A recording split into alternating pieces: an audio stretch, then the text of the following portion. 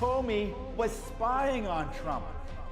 Well, the reason he was writing the memos was to create a record so that he could destroy No him. American knowingly colluded with the Russians to interfere in our election campaigns. Oh, wait, unless you mean Hillary Clinton. Pardons, prosecutions, and transparency.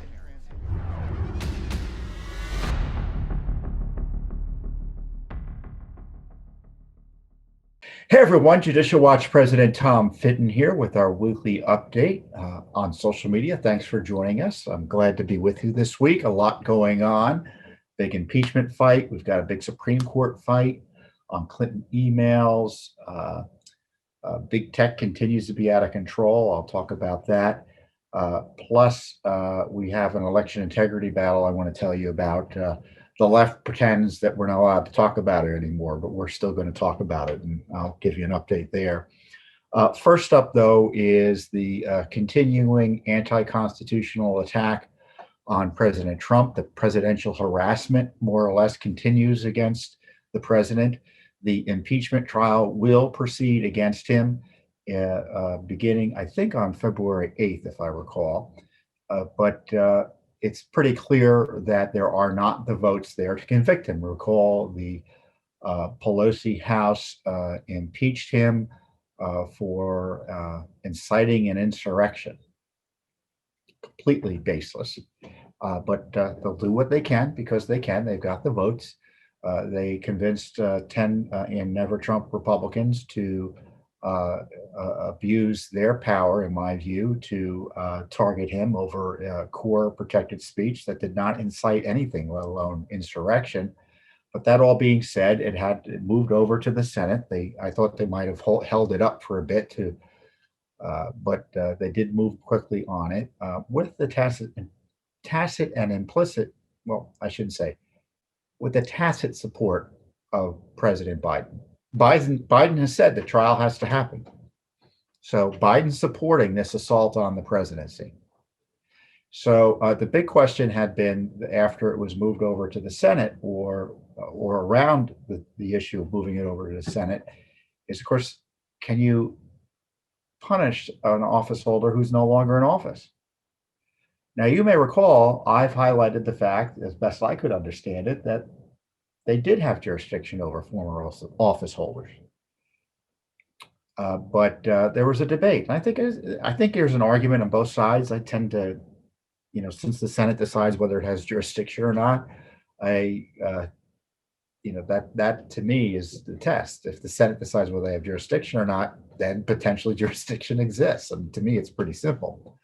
But 45 Republicans voted for a motion by Senator Rand Paul to knock it out, saying they didn't have jurisdiction, including Mitch McConnell, the majority leader, who had been playing games saying that he was potentially in favor of convicting President Trump. So now it's done, because if you don't believe the Constitution allows the Senate to have jurisdiction over a former president, then obviously you're not going to vote to convict and allow this sham impeachment to proceed much further. So now the Democrats are nervous about having to deal with this at all, since they obviously aren't going to get a conviction. So they're wondering how quickly they can get out of it. But what I found very interesting about this is now it's the law of the land, practically speaking, that former office holders can be impeached and then punished through a Senate conviction. And now, presumably, if the Senate convicts them, they can exercise their prerogative to obviously can't remove them from office since they're already removed, but to bar them from any future public office. So now that they did it to Trump, it can be done to Obama. It can be done to Clinton. It can be done to Bill Clinton. I mean, Hillary Clinton and Bill Clinton, frankly. Any former president, right? It can be done to Comey. It can be done to Brennan. It can be done to Clapper. It can be done to all of the Obamagate figures. Susan Rice. And obviously Joe Biden's president, so he can be impeached. So that's certainly now on the table for options. So in the Senate choosing to proceed against President Trump, who no longer is in office, they have confirmed that that Barack Obama can be impeached. And so I doubt Republicans are going to do it, but who knows? You know, there's a new crop of Republicans, a new crop of conservatives. You know, maybe they'll actually pursue justice here, because justice isn't being pursued by the Justice Department, that's for sure. Today, it was announced Judge Boasberg, who is an Obama appointee. You know, he's not the worst Obama appointee, but he's no conservative. Let's put it this way. And he's head of the FISA court. And I don't understand why, as head of the FISA court, he was handling this case, since he's a crime victim in many ways, or his court is. But Kevin Klein-Smith, the FBI lawyer who altered material related to the FISA warrant targeting Carter Page. Carter Page, the CIA told this FBI official that Carter Page was essentially an asset and a source. And he changed it completely around, saying that he wasn't, and altered that piece of information. Now, obviously, if he was a source, it should have been A, disclosed to the court, and B, it would have obviously undermined the application itself. So he altered that document, and he was facing potentially, he pled guilty to the Durham team. And, you know, they screwed that up because, frankly, this case had been handled to them on a silver platter by the IG in late 2019. And only recently was he, I guess he pled guilty, or they came up with a plea deal. But then he shows up in court a few months ago. Well, you know, I'm pleading guilty, but I didn't do anything wrong. I didn't do it on purpose. I was under a lot of pressure. I thought it was true. You know, all the arguments and excuses. And, you know, that's what defense lawyers make and do. So Judge Boasberg, long and short of it, rejected prosecutors' request for a jail sentence. Not even a day will this FBI lawyer, who helped ruin Carter Page's life, undermine Americans' confidence in the fair administration of justice, attack the FISA courts. He's getting a year probation. Prosecutors have sought up to 6 months, but not one day in jail will this former FBI official now serve as a result of Obamagate, because this is part of Obamagate. Now, Durham, I don't know what he's doing. I've said I haven't seen any indication publicly that there's any serious investigation, meaning the big bad guys are being targeted. You kind of see indications of what a serious investigation looks like through grand jury activity, which is hard to hide from the public, on other activities. So Durham's missing. Now, is it possible he ends up prosecuting someone? I doubt it. I guess it is possible, but I doubt it will happen. And I hope I'm wrong. I'm hoping I can come back here in a month or 2 weeks or tomorrow or 3 months and say, hey, look, John Durham, he took too long, but thankfully he did the right thing. In the meantime, all we can expect is a report. And as you know, reports don't really do much in this town, especially if you're a left-wing anti-Trumper. As others have noted, a senior congressional source told me, I was complaining to them about all these Obama people coming back in who were part of the scandal of unmasking and illicit targeting, from Susan Rice to, you know, who knows who. And he pointed out to me, he said, Tom, it's even worse. They're not only coming back, but they're getting a promotion. And indeed, when you have John Brennan talk about targeting conservatives like they're terrorists, why would you expect him to say anything other than that, given the fact that his misconduct in the targeting of Trump, from his perspective, has been ratified by the election of Joe Biden, or installation of Joe Biden? I mean, he isn't being held accountable for what he did. Obama wasn't even questioned about it. Biden obviously was never questioned about it. He was involved in the unmasking of Flynn. Never questioned about it. And the only one doing any work now is Judicial Watch. Suing in court to get the documents about what really went on. We're not waiting for Durham. We're not going to wait for Durham. Now, as President Trump was leaving office, there was this effort by the president to, at the last minute, declassify or release a whole bunch of documents. Our friend John Solomon at Just the News has been reporting on some of them, but a bunch of them still haven't been released, even though they supposedly have been declassified. I mean, the FBI was opposing, it looks like, and the intelligence committees, state was objecting to virtually anything being declassified. And by what I mean declassified, I don't mean classified in the sense that there was national security information that was being withheld. They were withholding also what is known as B5. What is B5? It's the deliberative. It's a term used, a shorthand way of describing a material held under the deliberative process privilege, as I call it, a pre-decisional material.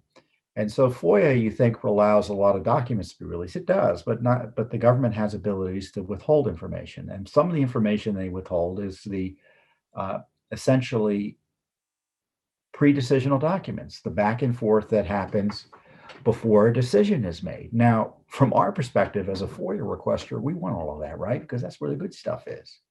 The government says, oh, no, you can't do that. It will chill decision making. So under that theory, they withhold communications with the, for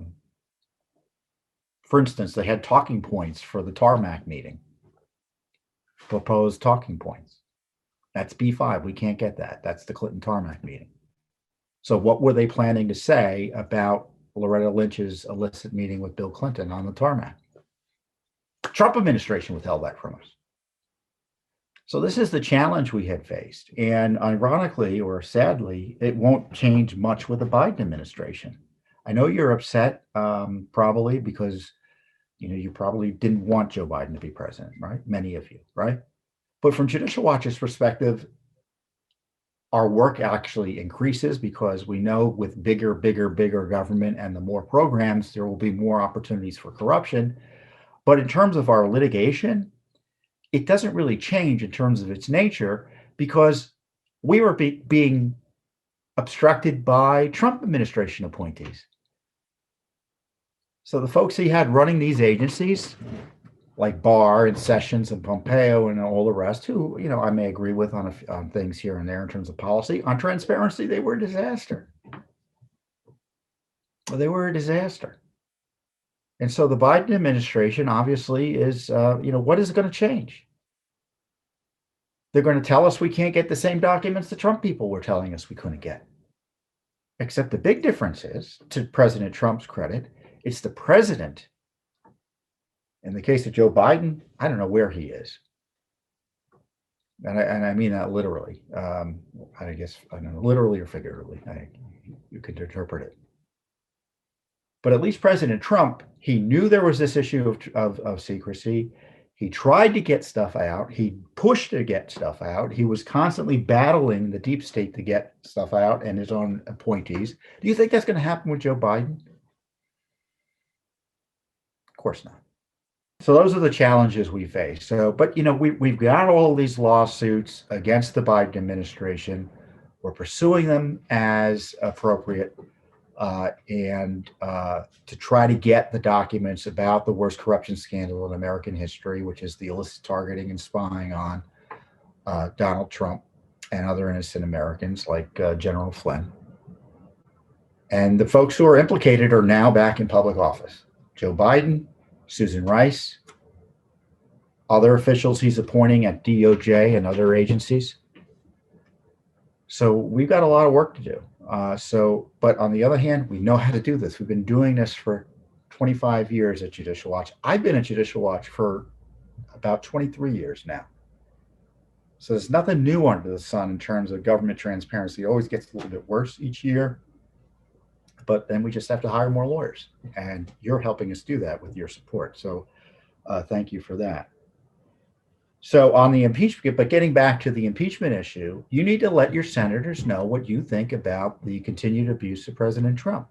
He needs to be given all the due process that's due to him under our Constitution and any sense of fair play.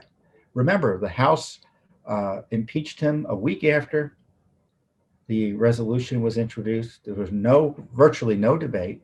There was some debate on the floor, but that was a day of debate as the politicians yelled at each other. But there were no hearings. He was allowed to present no defense, no witnesses, nothing.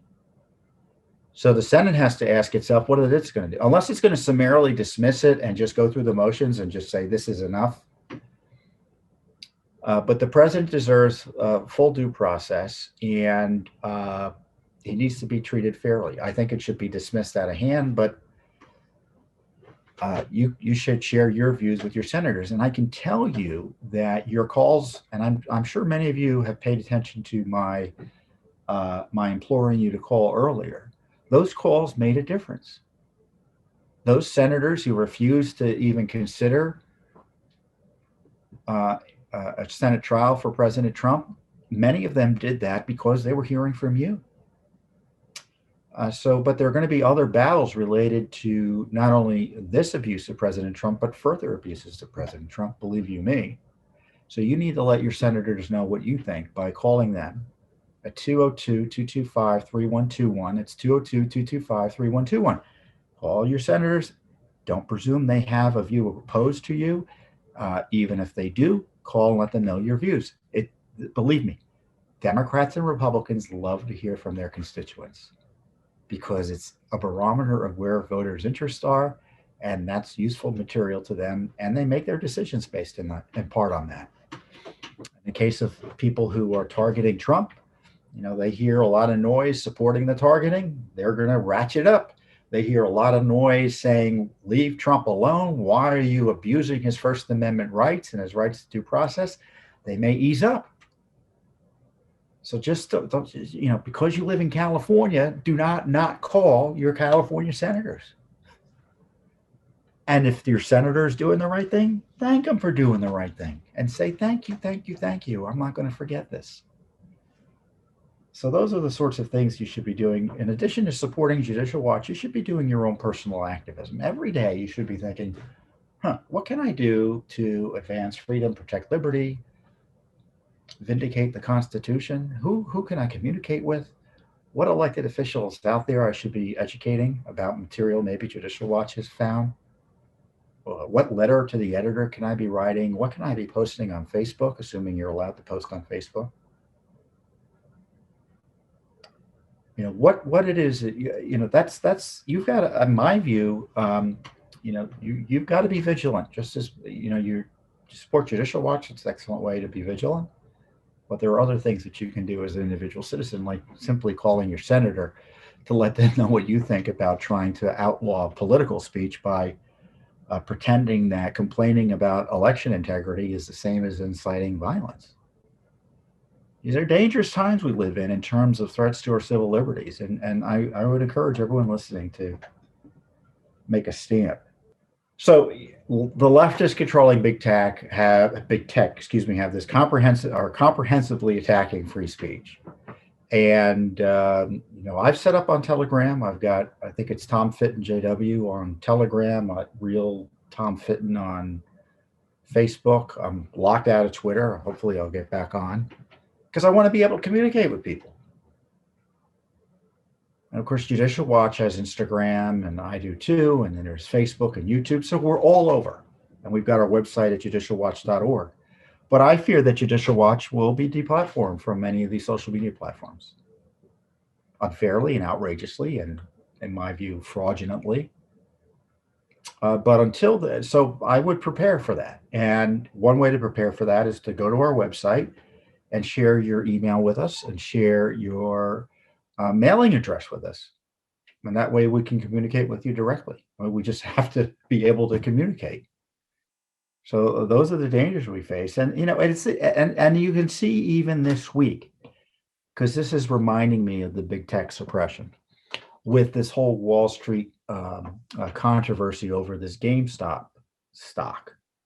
So as you've been following, or you may have been following, you had these major Wall Street firms, and it's been, I guess, publicly known that they've been betting against big companies that their stocks will fall. Shorting, it's called. And one of the companies that were on their target list was GameStop. And there's this subreddit forum. Reddit is another company that is famous for censoring conservatives on its platform. I've been censored there repeatedly. It's called a Wall Street Bets, and they do day trade. It's a forum where day traders and just individual investors get together. Retail investors, it's called, and they all decided that they were going to start buying up GameStop shares and other companies being targeted. I think AMC was also on the list. AMC, the big movie chain. And so as a result, the shares of GameStop and AMC skyrocketed. I mean, at least I think GameStop went up to as high as $400 a share. And so a lot of those big companies that had bet on the stock cratering or being shorted, they lost a lot of money. So the response was how terrible it was these retail investors played the stock market honestly, legally, and ethically. And so there's this big app called Robinhood that day traders and individual investors use. They advertise themselves as being, democratizing the stock market. They stopped trading related to GameStop. So they interfered with people's ability to save themselves from losing money or gaining money. Outrageous. Doesn't that sound like Twitter? You're doing something the establishment doesn't like, and they step in and step on you. So the GameStop scandal, and it is a scandal, the suppression of retail investors because they did something that the Wall Street types didn't like. And let me be clear. GameStop went up not because it was probably valuable. It went up because some folks wanted to make a point. But the stock market allows you to do that, and the law allows you to do that. Sure enough, the Biden administration said they were looking at it. And so now those who are trying to make a buck in light of the short sellers on Wall Street are being smeared as racists and white supremacists and Trump supporters. It's crazy town. You do anything that the establishment doesn't like, you are going to be tarred and feathered and be essentially called a criminal who should be banned for doing anything. Free speech and now stock trading. Now I'm not a day trader. I don't have any stock advice for you. But Judicial Watch is investigating what went on here. I mean, the Treasury Secretary Yellen, she kind of waltzed through the Senate hearings. The Republicans made not a noise about her. I mean, this woman made $7 million in speaking fees from Wall Street firms after she left the Federal Reserve. Why do you think they gave her all that money? Because she's brilliant? No. You know why they gave him the money. The same reason they gave Bill Clinton all that money. For his speaking fees. So, this is, the corruptocrats, and I don't mean corruptocrats meaning Democrat. I'm meaning it's a bipartisan, nonpartisan term. And the Senate didn't want to do anything about it. So when you're calling your senators about impeachment, let them know what you think about their failure to vet seriously and hold accountable the Biden officials that are coming before them. So this Wall Street bets, this GameStop scandal, it's all part of the piece. It's all part of a piece. It's not a conspiracy theory. It's just a pattern of conduct. When you do something that the political class or the who's ever controlling the conversation. None of them are liberal. None of them are conservative. I mean, big business isn't conservative. They may have on specific issues be more conservative on economic issues, but not all of them. On cultural issues and sort of the populist issues, they're not conservative or populist.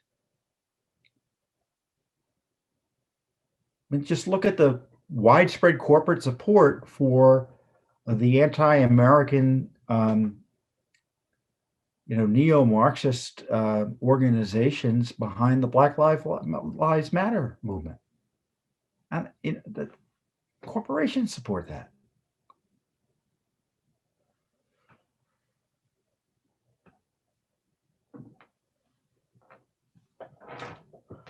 One of the things about being conservative is being a truth teller.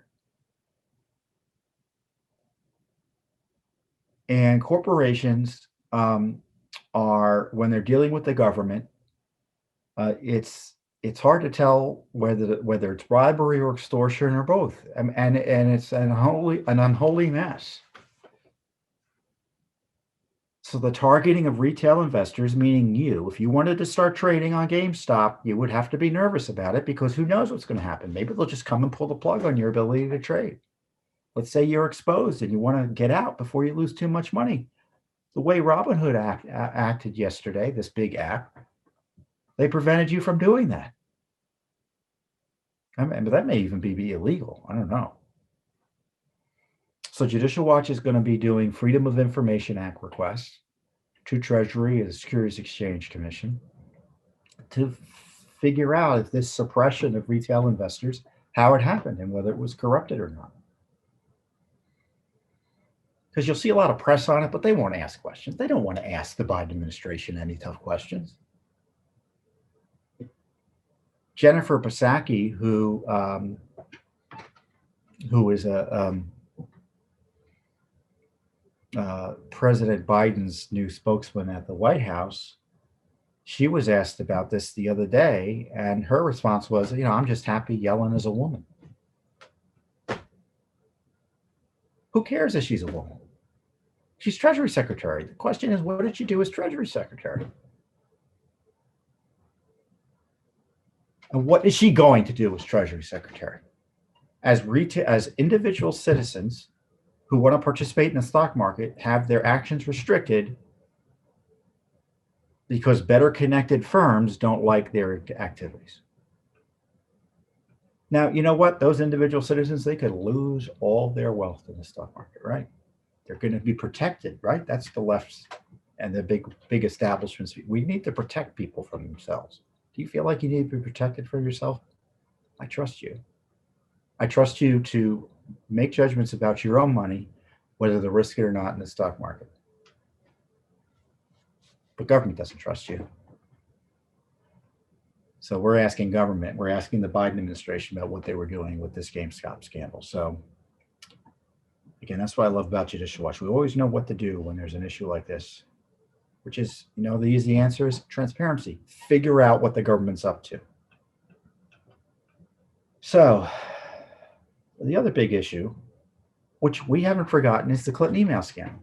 Oh, I know we're not allowed to talk about Clinton emails. It's too far. It's been too long, right? That's old news. I don't know about you, but I don't think it's old news. I think it's always big news when a senior government official blows up the Freedom of Information Act, engages in what is clearly criminal conduct, the investigation of which has been compromised by the corrupt FBI and Justice Department. Frankly, her emails, now we're finding what we've always been telling you, confirmation that she made up the Russiagate smears to distract and hopefully avoid the consequences of her email games and influence peddling and other things that were uncovered as a result of Judicial Watch uncovering her email scandal. And Judge Royce Lamberth, who is a federal court judge who was handling the Benghazi case that led to the discovery of her emails by Judicial Watch, he was upset that he was being gamed by the State Department, maybe the Justice Department, And appropriately, he thought Hillary Clinton should answer some questions in person under oath about her emails and the Benghazi attack documents, which is what about this case is all about. So what has happened?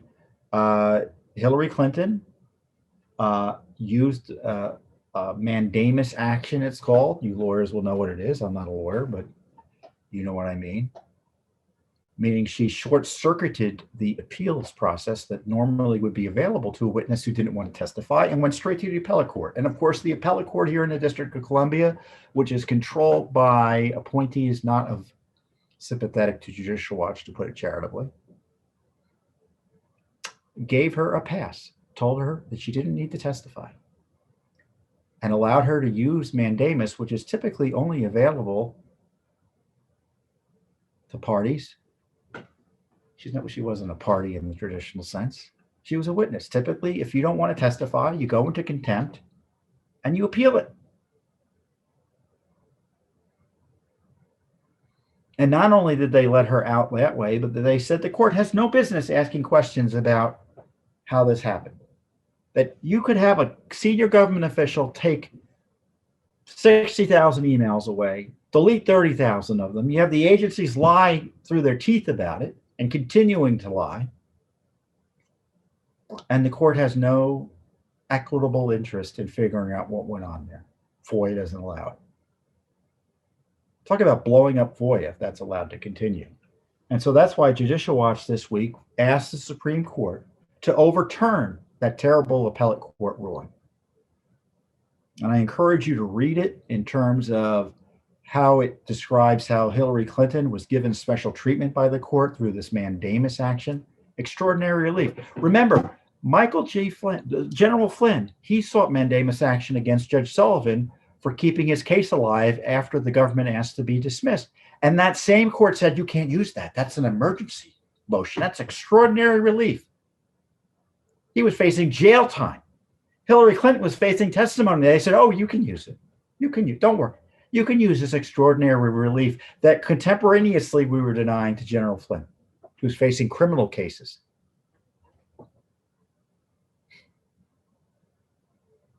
It's outrageous, isn't it? Really outrageous. And we told the Supreme Court about that. So the brief, I don't know, Supreme Court is, only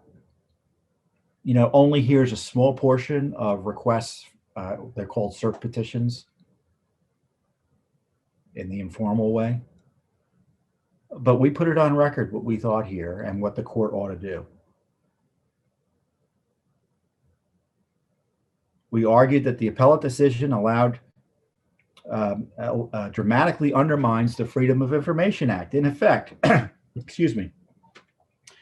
it eliminates any discovery into the actions of agency officials or employees other than FOIA officers, walling off from any inquiry officials or employees who may be less than honest with FOIA officers who might seek to conceal agency records from FOIA officers to prevent disclosure to the public.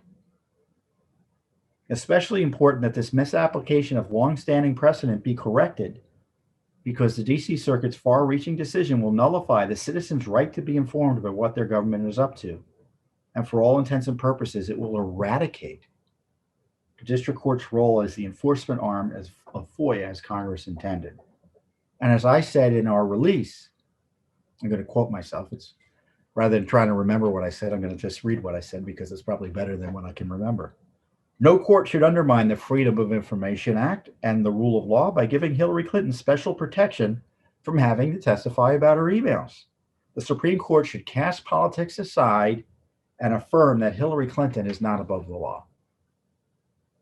Is not above the law. So I don't know what's going to happen next. Maybe Hillary Clinton's lawyers will come in and object. And I don't know, the Biden administration is probably going to take the same position as the Trump administration, which right now, the Trump administration, by the way, about a month or so ago, 2 months ago, was trying to shut down all of our Clinton cases. So what is the Biden administration going to do? Anything worse? I doubt it. So think about that when you hear people praising Bob Barr and the establishment. That's what we were facing from the Justice Department and the State Department. So we'll see what the court does. You can go to our website to read the full brief. I encourage you to read it and share it.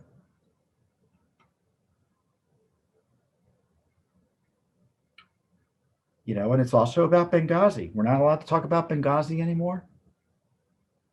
Susan Rice is back in the White House, domestic policy advisor.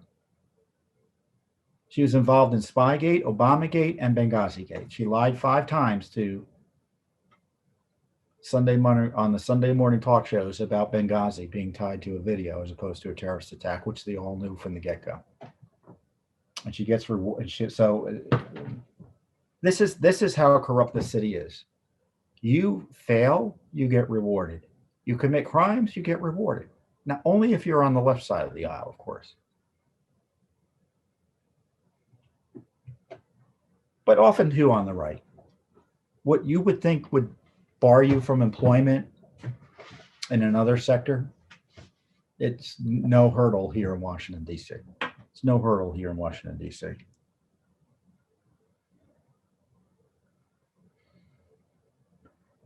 So, the issue of government, of election integrity, you know, I hope there is a Senate trial in the sense that these issues come up again. I really do. They want to relitigate the elections.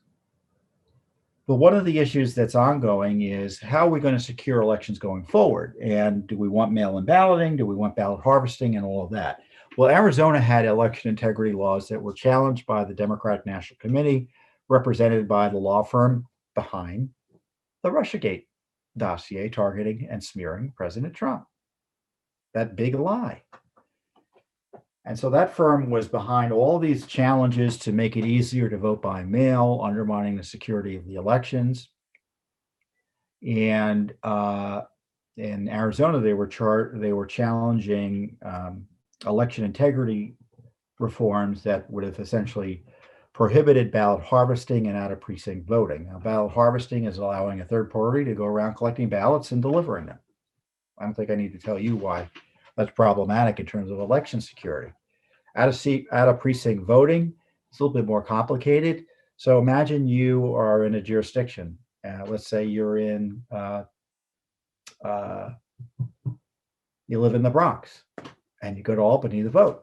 That's out-of-precinct voting. And if that happens, typically, you either can't vote or you have to file a provisional ballot. You know, that obviously, when you have people showing up in places that are not supposed to be to vote, that undermines the effort to keep elections secure. And the left, for reasons I think that are obvious, opposes secure elections or reasonable security measures for for cleaner elections. And so there's a big battle in Arizona. The lower court upheld the measures. Then, of course, the Ninth Circuit Court of Appeals, which is notoriously liberal, overturned that decision.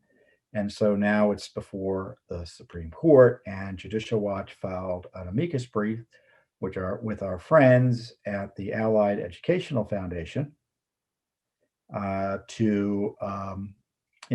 the Supreme Court to uphold Arizona's electoral laws. And their theory is that the Voting Rights Act, which is a federal law, longstanding federal law that protects the rights of citizens to vote, particularly minorities, is implicated in election security matters like this. They allege that there's a disparate impact on minorities and therefore the law should be thrown out. And alleging a disparate impact and whether a disparate impact is enough to throw out a law is a different matter. Now, what do I mean by disparate impact? It doesn't mean that the law necessarily was purposely designed to target someone by race.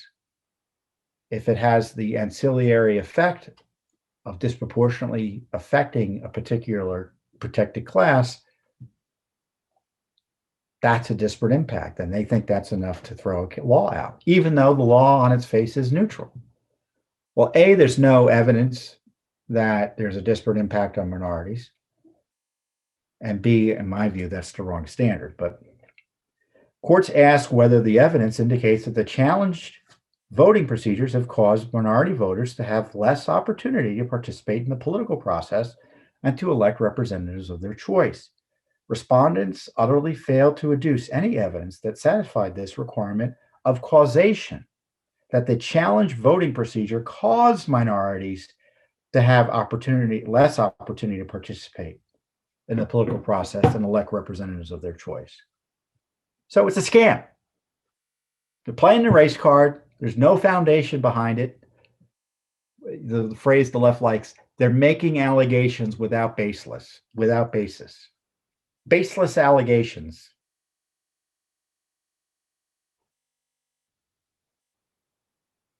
And as I highlighted, the case highlights how leftist partisans would misuse civil rights laws to undermine election integrity measures such as ballot harvesting, which is a menace to free and fair elections. So I hope you're able to see this video because I'm talking about things big tech doesn't want you to talk about. You're not allowed to complain about these policies and procedures anymore. You're not allowed to raise questions about how elections are being run. But we're going to keep on our litigation. We filed this brief. We've got lawsuits continuing to clean up election rolls in North Carolina, Pennsylvania, and Colorado. In all of those states where you're being opposed by secretaries of state and the radical left. The same groups that were targeting election security measures in 2020 are trying to stop us in our cases. We're literally in court against them. I mean, it's not just Judicial Watch against the state. It's Judicial Watch versus the state and the entire organized left. But because I know you're behind us, and I know we have the support of tens of millions of Americans, I don't see it as David versus Goliath. I see it as Goliath versus Goliath. So I'm confident in our ability to win. But our elections are under assault in terms of their integrity.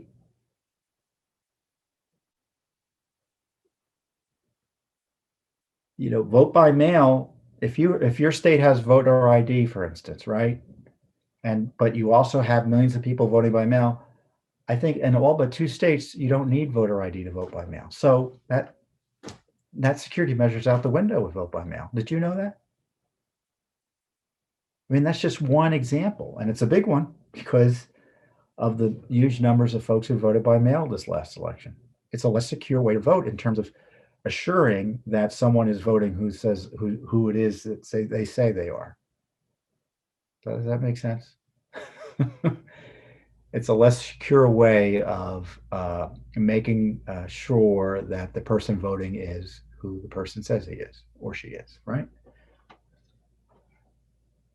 So again, I don't know if I'm allowed even to say that, but I'm going to say it because it's the truth. And as I said, this is why you need to keep track of Judicial Watch directly through our website, communicate with us through the mail. Our newsletter tells you these truths. It's a written newsletter. It goes out to 1 million people. Did you know that? Judicial Watch is one of the largest, most effective groups in the country on the conservative side of the aisle. And I say conservative, but do liberals oppose transparency? Are they in favor of corruption? Are they in favor of compromised elections?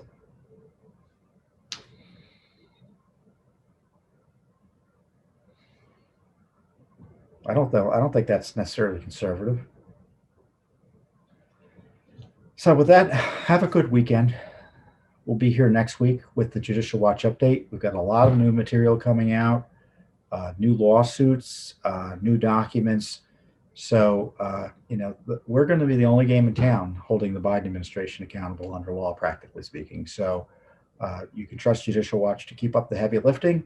And again, I hope to have your support in doing so. I'll see you next time here on the Judicial Watch Weekly Update.